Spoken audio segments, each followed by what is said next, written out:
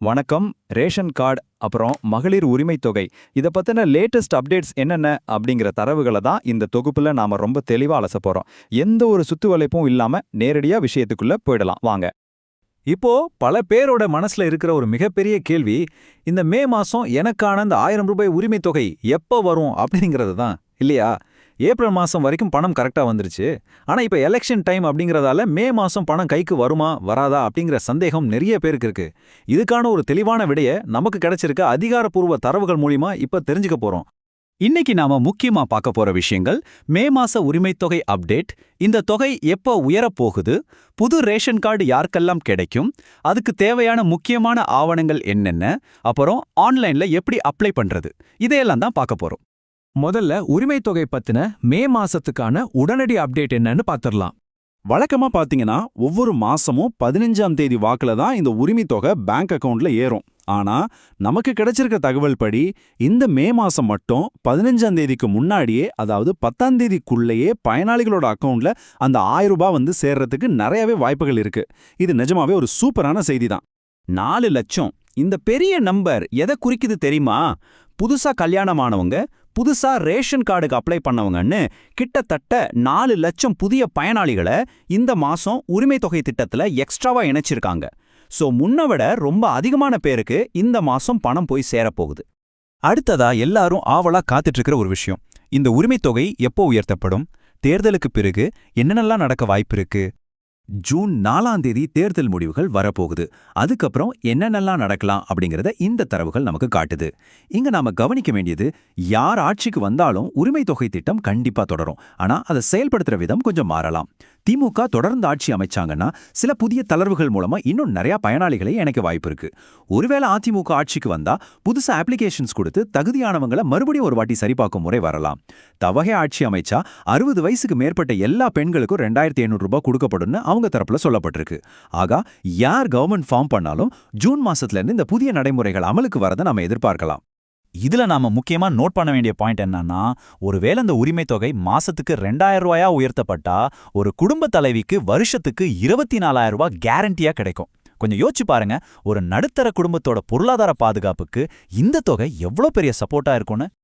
அது மட்டும் இல்லாம இந்த அடிப்படை தொகையான ₹24,000 நிக்காம ஒவ்வொரு பொங்கலுக்கும் 1000 அல்லது ₹2000 பரிசு தொகை, அப்புறம் ஏப்ரல் மே மாசங்கள்ல 1000 அல்லது ₹2000 கோடைகால சிறப்பு நிதி, இப்படி எக்ஸ்ட்ரா போனஸும் கொடுக்கப்படலாம்னு சில ஆலோசனைகள் போயிட்டு இருக்கு.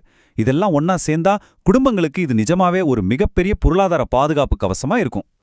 சரி, இந்த மாதிரி நன்மைகளை எல்லாம் பெறுவதற்கு அடிப்படையான புதிய ரேஷன் கார்டு யாருக்கெல்லாம் கிடைக்கும், இத பத்தி இப்ப பாப்போம். தேர்தல் நடத்தை விதிகள் அமல்ல இருந்ததால புது ரேஷன் கார்டு கொடுக்கற வேலைகளை கொஞ்ச நாளா தற்காலிகமா நிறுத்தி வச்சிருந்தாங்க. ஆனா ஒரு நல்ல செய்தி என்னன்னா, மே 15ஆம் தேதியில இருந்து அப்ளிகேஷன்ஸை செக் பண்ற ப்ராசஸ் மறுபடியும் ஸ்டார்ட் ஆக போகுது. மே 15க்கு அப்புறம் சம்பந்தப்பட்ட அதிகாரிகள் நேரடியா வந்து வெரிஃபை பண்ணதுக்கு அப்புறம் ரொம்ப சீக்கிரமாவே புதிய ஸ்மார்ட் கார்டுகள் எல்லார் கைக்கும் வந்துடும்னு சொல்லியிருக்காங்க. இதுல நீங்க ரொம்ப கவனமா இருக்க வேண்டிய ஒரு விஷயம், எந்த வகையான கார்டை நாம செலக்ட் பண்றோம் அப்படிங்கிறது தான். என்பிஹெச், பிஹெச், அப்புறம் ஏஏஒய், இந்த 3 வகையான கார்டுகளுக்கு மட்டும்தான் மத்திய மாநில அரசுகளோட எல்லா சலுகைகளும் உதவித்தொகைகளும் மிஸ் ஆகாம கிடைக்கும். அதனால நீங்க அப்ளை பண்ணும்போது இதுல ஏதாவது ஒரு கார்டு வகையை சரியா தேர்ந்தெடுக்கிறது ரொம்பவே அவசியம். இப்போ யாரெல்லாம் புதுசா அப்ளை பண்ணலாம்? புதுசா கல்யாணமானவங்க, கூட்டு குடும்பத்துல இருந்து பிரிஞ்சு தனியா குடி போனவங்க, இதுவரைக்கும் கார்டே இல்லாத தகுதியானவங்க, இவங்க எல்லாரும் உடனே அப்ளை பண்ணலாம். இதுல ஒரு ஸ்பெஷல் ஹைலைட் என்னன்னா, இதுக்கு முன்னாடி நீங்க அப்ளை பண்ணி டாக்குமெண்ட்ஸ்ல ஏதாவது சின்ன தப்பு இருந்ததால ரிஜெக்ட் ஆயிருந்தா கவலையே படாதீங்க. தப்புகளை திருத்தி சரியான ஆவணங்களோட மே 15க்கு அப்புறம் நீங்க திரும்பவும் தாராளமா அப்ளை பண்ணலாம். அப்ளை பண்ண ரெடி ஆயிட்டீங்க. ஆனா அதுக்கு என்னென்ன டாக்குமெண்ட்ஸ் கண்டிப்பா வேணும், அந்த செக்லிஸ்ட்டை இப்ப பாத்துரலாம். இந்த டாக்குமெண்ட்ஸ் எல்லாம் ஒரு ஃபைல்ல சரியா எடுத்து வச்சுக்கோங்க. குடும்பத்துல இருக்கிற எல்லாரோட ஒரிஜினல் ஆதார் கார்டுகள், உங்களோட கேஷ் கனெக்ஷன் டீடைல்ஸ், குடும்பத் தலைவரோட பாஸ்போர்ட் சைஸ் போட்டோஸ், அப்புறம் ஒரு அட்ரஸ் ப்ரூஃப். நீங்க சொந்த வீட்ல இருந்தாலும் சரி, வாடகை வீட்ல இருந்தாலும் சரி, உங்களோட ரெண்டல் அக்ரிமெண்ட் இல்லனா கரண்ட் பில், இதுல ஏதாவது ஒன்ன முகவரி சான்றா நீங்க சப்மிட் பண்ணி ஆகணும். ஓகே, டாக்குமெண்ட்ஸ் எல்லாம் ரெடி. அடுத்து ஆன்லைன்ல எப்படி ஈஸியா அப்ளை பண்றது, அந்த ஸ்டெப் பை ஸ்டெப் கைட இப்ப பாப்போம். முன்னாடி எல்லாம் இதுக்காக தாலுகா ஆபீஸ்க்கு நேர்ல போய் அலைஞ்சிட்டு இருக்கணும். ஆனா இப்போ அப்படி இல்ல. tnpds.gov.in அப்படிங்கிற அஃபிஷியல் வெப்சைட் மூலமா உங்க ஸ்மார்ட் போன்லயே ரொம்ப சிம்பிளா அப்ளை பண்ணிடலாம். அந்த வெப்சைட்டுக்கு போய் புதிய மின்னணு அட்டைக்கு விண்ணப்பிக்க அப்படிங்கிற ஆப்ஷனை கிளிக் பண்ணுங்க. உங்க ஃபேமிலி டீடைல்ஸ் எல்லாம் டைப் பண்ணி டாக்குமெண்ட்ஸ் அப்லோட் செஞ்சு என்பிஹெச், பிஹெச் அல்லது ஏஏஒய் இதுல எந்த கார்டு வேணும்னு செலக்ட் பண்ணிக்கோங்க. கடைசியா கேஷ் டீடைல்ஸ் என்டர் பண்ணி சப்மிட் கொடுத்துருங்க. உங்களால மொபைல பண்ண முடியலனா பக்கத்துல இருக்கிற சேவை மையங்கள் மூலமா கூட இதை ரொம்ப ஈஸியா செஞ்சுக்கலாம். எல்லாம் சப்மிட் பண்ணதுக்கு அப்புறம் ஒரு முக்கியமான விஷயத்த மறந்துடாதீங்க. உங்களுக்கு ஒரு ரெஃபரன்ஸ் நம்பர் இருக்கும். அந்த ஒப்புகை சீட்டை பத்திரமா சேவ் பண்ணி வச்சுக்கோங்க. ஏன்னா அதை வச்சுதான் உங்களோட அப்ளிகேஷன் இப்போ எந்த ஸ்டேட்டஸ்ல இருக்கு அப்படிங்கறத ஆன்லைன்ல உங்களால ட்ராக் பண்ண முடியும். மே 15ஆம் தேதி அரசு இணையதளம் மறுபடியும் திறக்கப்பட இருக்கு. அரசு கொடுக்கிற சலுகைகளையும் உங்களுக்கான உரிமைகளையும் வாங்குறதுக்கு தேவையான ஆவணங்களோட நீங்க தயாரா இருக்கீங்களா? இனிமேல் டிலே பண்ணாதீங்க. இன்னைக்கே டாக்குமெண்ட்ஸ் எல்லாம் ரெடி பண்ணுங்க.